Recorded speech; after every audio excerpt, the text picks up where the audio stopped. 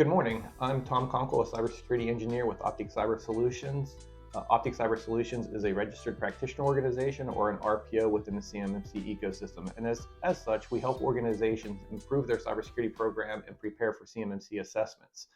Today, we want to continue our discussion on the CMMC Maturity Level 1 practices. And I have Kelly Hood back again to join us. So welcome, Kelly. Thank you.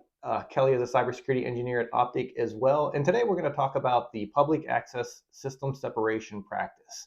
This practice requires us to implement subnetworks for publicly accessible system components that are physically or logically separated from internal networks. So can you help us understand what that means, Kelly? Right.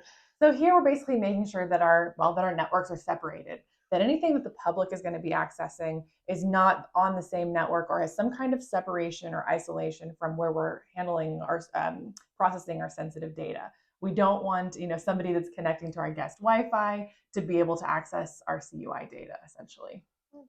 Excellent. So as you're helping organizations implement this practice, what are the things that you help them keep in mind? Right. So really it's back to creating that separation, whether it's a physical or logical separation. We want to make sure that we have, our guest Wi-Fi, that's a separate network that we've got. And then we're also looking at where is our sensitive data, whether it's CUI, FCI, and making sure that that's protected on its own network as well, or at least its own subnet.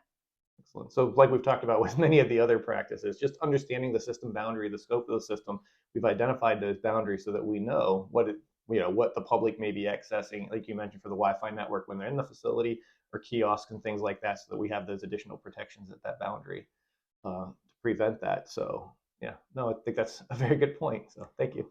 Right. And also, I know in some of the other practices, there's the boundary protections that we've talked about, that we can leverage some of those in data flow diagrams or network diagrams that we've created from putting those practices in place.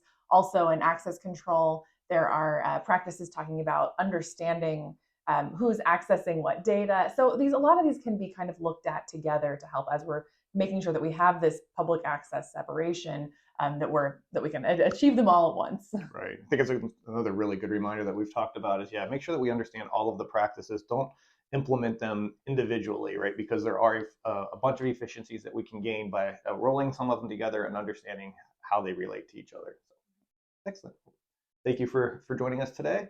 And as always, if you have any additional questions or need assistance with implementing the CMMC, feel free to reach out to info@opticcyber.com.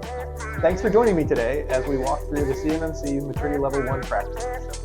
As always, please feel free to reach out if you have any questions or you'd like assistance in implementing the CMMC practices. We'd love to help you on your CMMC journey. So feel free to reach at info@opticcyber.com, and thanks for watching.